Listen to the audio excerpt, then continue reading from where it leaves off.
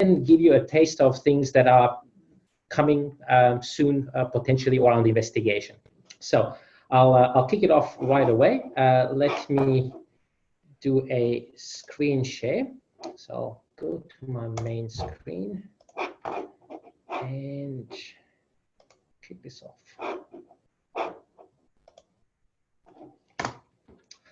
All right, so let me just see a show of thumbs up if you can actually see my screen with a circle in the middle. Thank you.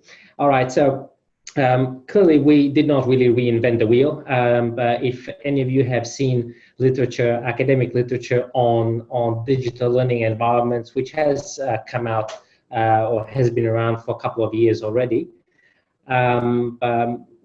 it's basically a very simple realization. There is no one system that can give you everything that you need. And at CQ, we had realized that even if we didn't really explicitly know that.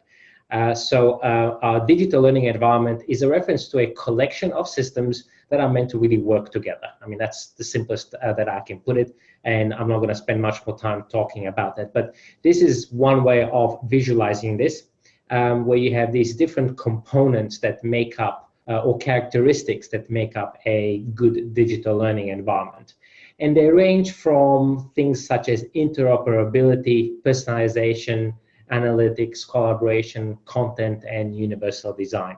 So those are what academics in education research have determined are essential features of a robust digital learning environment. Of course, we place our learners in the center of it all, and you have some indications of what some of those things are, which is what really makes our systems play nicely together. This is another way of representing our digital learning environment, where you have Moodle that acts as this connecting spine, like the spine of a book, connecting these four major components in this case. Again, learning content, collaboration, assessment, support, and personalization, and then the various subsystems that we put in each one of the tabs. Again, so far I'm not really telling you anything you don't really know, but this is us trying to communicate this almost change of paradigm, whereas in the past we talked a lot about Moodle as the be-all and end-all, but we've realized that really Moodle as the LMS is almost like a connector of different subsystems that each deliver functionality that we need. So how do we go from a circle to a roadmap and a plan? Well, first we make it into a column where we take all of those component parts out, or the characteristics, and we think about what are we about to do, what's going to happen in the near future or a little bit further down the road, and then we fill in the boxes. What you see on the screen now is one page out of a digital learning environment roadmap. And by the way, you can very easily replace these columns with 2019, 2020, and 2021. That's how we see it right now. Obviously, we have funding for the first year, and the other two are going to evolve and be refined over time. But this is where you see certain things that we are going to be looking at. So in the collaboration space in the first row, one of our biggest projects this year is investigating a learning content management system. We don't have one at CQ. We're debating whether we should get one, mostly to help us make learning content more discoverable and help us to actually embrace virtual reality type content that has issues playing nicely with Moodle directly at the moment. So we have a lovely man that's joined our team, Daryl Clay. Maybe some of you know him. He has produced some content, I think actually specific for your school. So he'll be working very closely with us on shepherding that project. If I jump a couple of, in the second row, one project that stands out is the second box, course navigation design. So we're working with learning and teaching to reinvigorate the look and feel and consistency of Moodle courses. So that's us assisting learning and teaching through their projects. Digital adoption in the personalization stream is something I'm going to demonstrate, so I'm not going to talk too much about that. Under analytics, advisement, and assessment, I will show you a potential e-portfolio that might replace Mahara. But we're also working on contract cheating. So there is, in this coming term, we are trialing a new product from Turnitin that helps us detect contract cheating. And we'll be working on a few more tools throughout the year. There's a large project on micro-credentialing, again, shepherded mostly from learning and teaching with strong support from us on the system side. And of course, the last bit is the really techie one that's largely invisible, but very important, making sure that our systems are well connected and they work. Now, having given you a brief overview, I can simply also say that there are certain things that are in this, what we call the strategic incubation column. That means technologies and ideas that are in not full maturity yet in terms of thought processes or even commercial availability. So there are certain things that we are investigating for their maturity, and we are devising mechanisms for bringing them in when we are ready. So that's just to let you know, we are not just thinking about the coming year or even the next 2 years. We're thinking about what's around the corner in a more general sense. And finally, we have recently presented to the Council and to the Executive Management Committee on the digital learning environment, the framework and roadmap. It's been very well received. I think most of you understood by now that our incoming Vice Chancellor has a strong interest and background in all things learning technologies. So he's actually keen to see us do even more. Now, with that as a background, I thought I'd get into the really interesting stuff, which is the demonstrations of a few things. So one of the things that we are looking at is a technology that Julie may have had a bit of a preview called H5P. So we are currently investigating whether we can embed H5P into Moodle. H5P is a mechanism for creating content in a rapid and easy way. So instead of just showing you this screen where I have a number of these things that I have created, I'll just go into one of them. So I have to do this. So I was kind of thinking about you guys when I did this. This is an extremely simple thing, right? It's a skeletal system versus a muscular system. To do this and embed it into Moodle takes less than 5 minutes. The longest it took me was to actually find 2 images that I could overlap. You could do this for biology, have the image of a leaf and then kind of at the cellular level of a leaf. You can do it with many, many different things as well. Just to show you another example, this is one that a lot of people really like.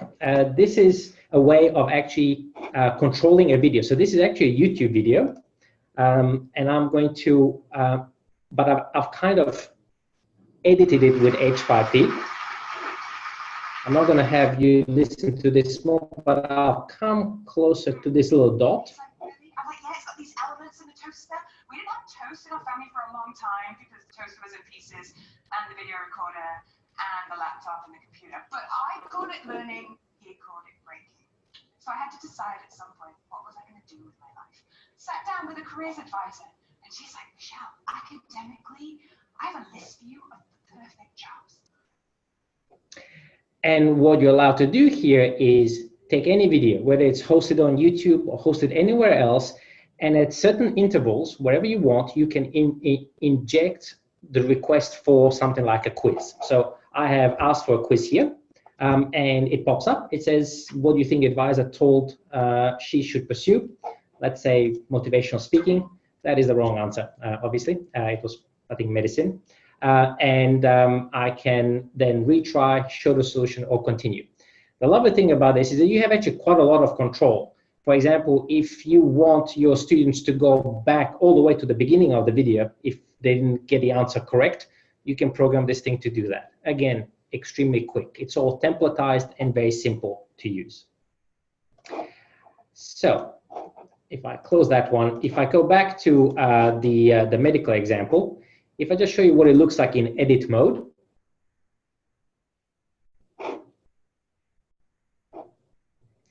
so this type of content is called image juxtaposition, but you can choose from whatever templates that we have here. There's quite a lot of templates, and we're able to create some as well. So I have chosen this particular model.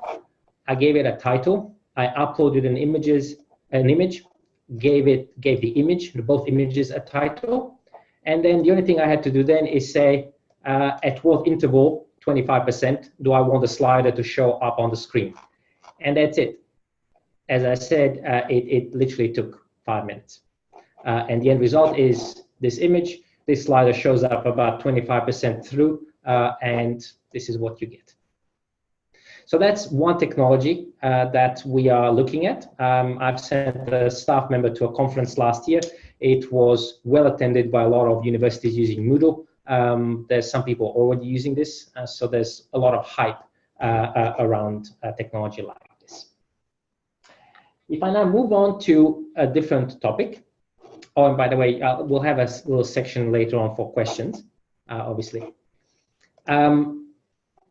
I probably can't see everyone, so I'm not going to even ask you to raise your hand if you try to use a e-portfolio solution like Mahara. But from the people that I have talked to at university, there's quite a bit of frustration with Mahara. And I have investigated, and I certainly can certainly feel their pain.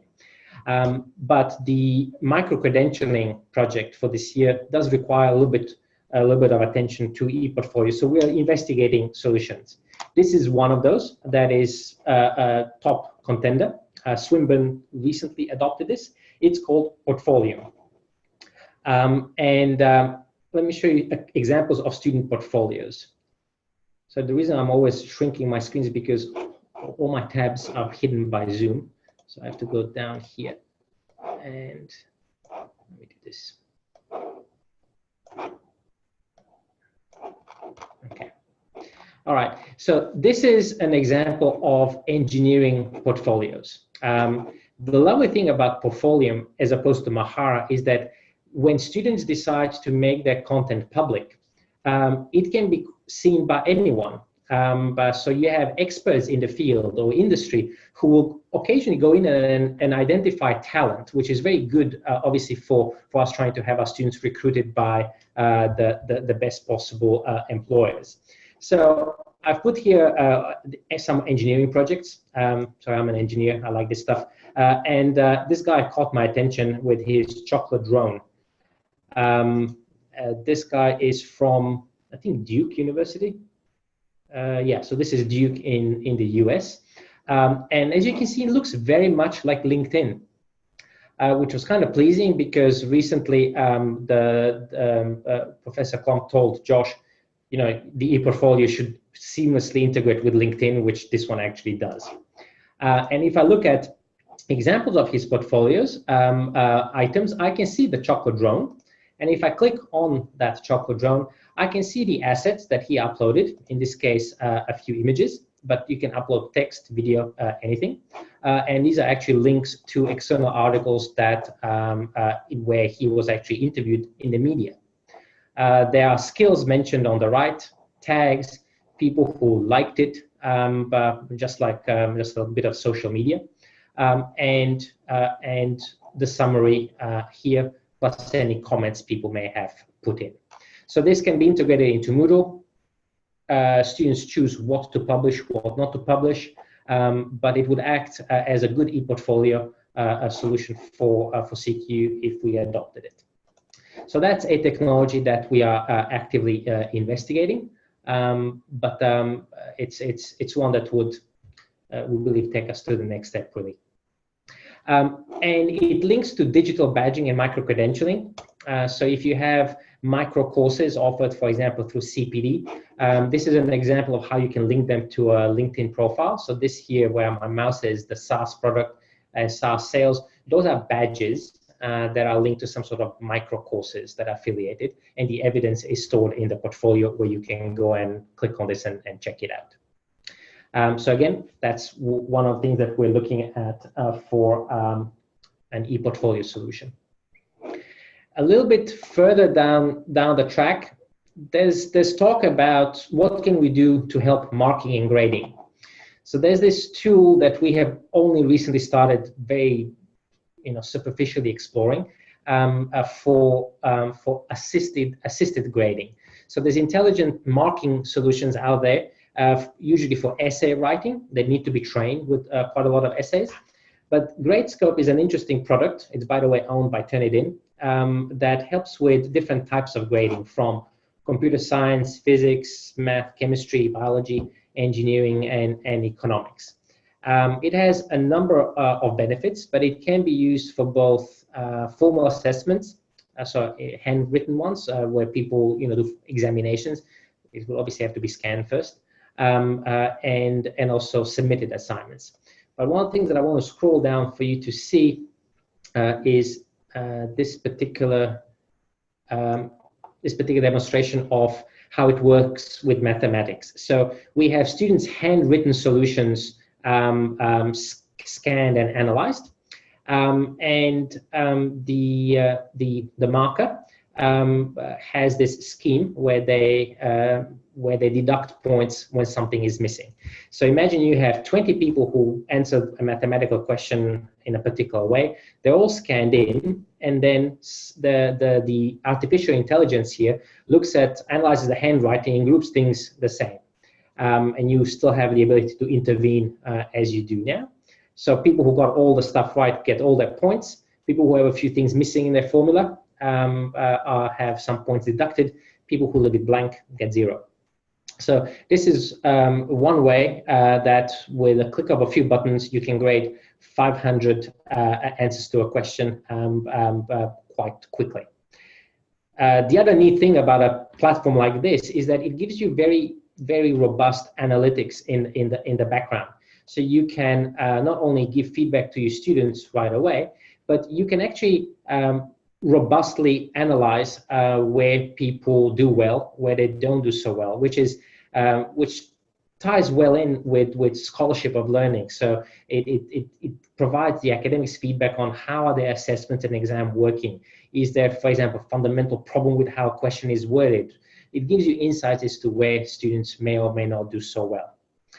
So that's not something we are committed to, but it's a technology or a type of technology that we are exploring to assist with marking. And a couple of other things that I was going to show you that are actually there already in Moodle.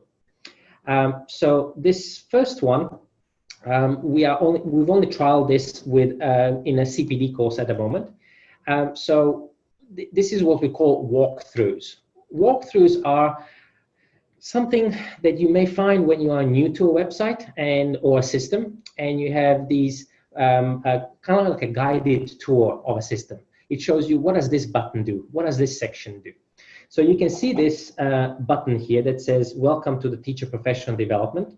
This tool will introduce you to some of the features. And then you press next. It tells you that what happens when you select the CQ logo, which will take you to the registration page. If I click on this hamburger sign, that will toggle between expanded view and contracted view. Well, that's actually the end of the tool. We didn't make it any more complicated than that. This is the end of the tool, and you can view it again by selecting the reset forward. So this is something that's currently in Moodle.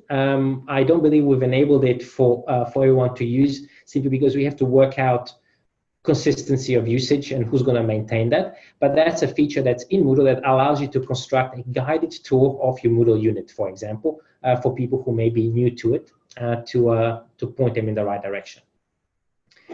And the last thing that I was going to show you today is a new feature in the version of Moodle that just got released.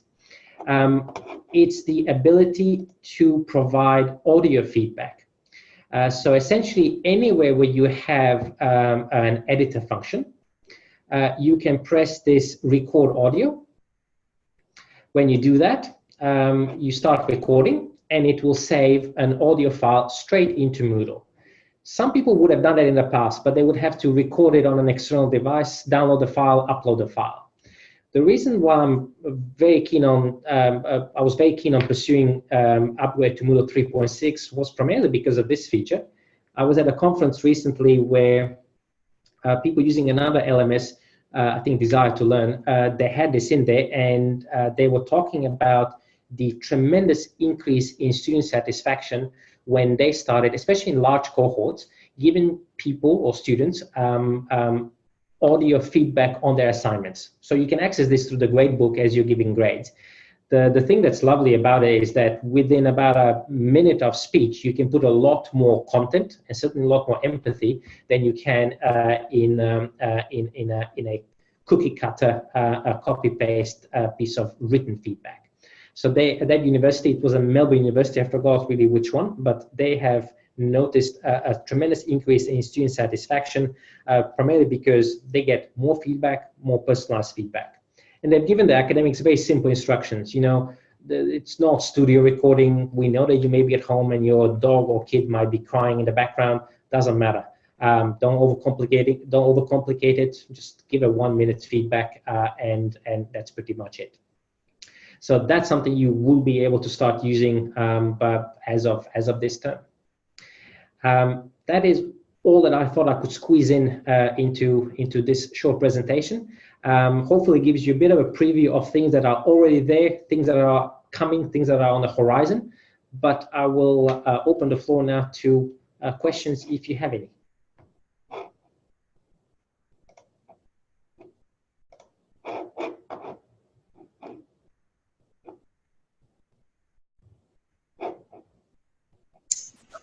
It's Virginia here with H5P. When will that be available? That is something really new. We only found out about it really at the last Moodle conference midway through last year. I can certainly appreciate that's probably the most interesting thing in terms of content production. But it is on our roadmap to seriously investigate this year. If we find no showstoppers, we might have it in our system by term 3. But it is a little bit new. It's a little bit new to the Moodle ecosystem as well. So we just need to make sure we do all the right due diligence. And I'm yet to onboard some of the people for all the content stream in projects this year. But my hope is this year, and most likely for trialing for maybe term 2, and if we're lucky, then roll it out for term 3. I'll put my hand up for trialing term 2. By the way, you can all go in and create an H5P account. It's free. You can all the stuff that I have created. It's not paid, and you can at least experiment with content creation, just to convince yourself that it actually is as easy as I've advertised it.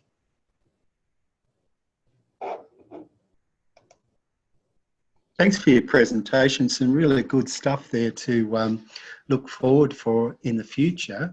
I was just wondering, we provide a lot of, as you say, we provide a lot of written feedback. And do you think we'll ever get to a stage where we have integrated voice recognition technology that we can speak and the comments get converted into text? I know we can do that on our iPads at the moment, but it doesn't seem to interface much with Moodle. Well, thank you for that question. I believe that is rapidly maturing as a technology. One of the projects that's on our to-do list is integration of Microsoft Office 365 into Moodle in some shape or form. In most likely that will be a Microsoft Teams integration. And Microsoft has some inbuilt tools already for dictate and for dictation translation to text. While I'm not impressed yet with what Microsoft has done, but I can only say it's a rapidly maturing technology, and I can certainly see that maturing in the next 2 to 3 years. It's Wendy from Noosa. I just wanted to say that I've integrated Dragon Naturallyspeaking, which is a program you can buy, and I'm pretty sure our Dean supports the use of it. I can use it widely across Moodle, and I use it for marking as well. So it's, once you've trained your Dragon, it takes about 15 minutes. It's an excellent tool to use. It will send my emails. It will Google for me. It's a fantastic tool, particularly for me when I'm marking. Because I can talk a lot quicker than I can type usually, but it's pretty spot on. So there is a new edition, which I think is about 13.5, that's readily available from a lot of Officeworks type places, and I'd highly recommend that staff look at that if you're wanting good voice recognition software. Definitely, I can tell you as a technologist, I've used that one in the past as well, and it's certainly a very powerful product. Any other questions?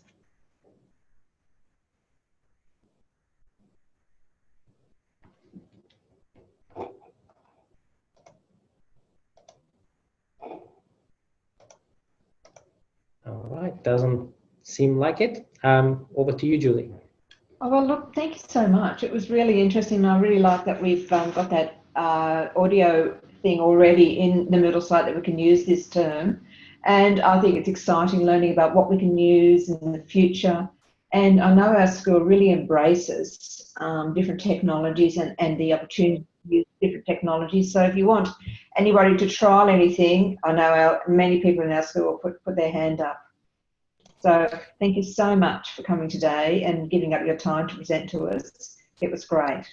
No worries. Thank you very much. And we are certainly going to be looking for quite a lot of user acceptance groups and pilot groups.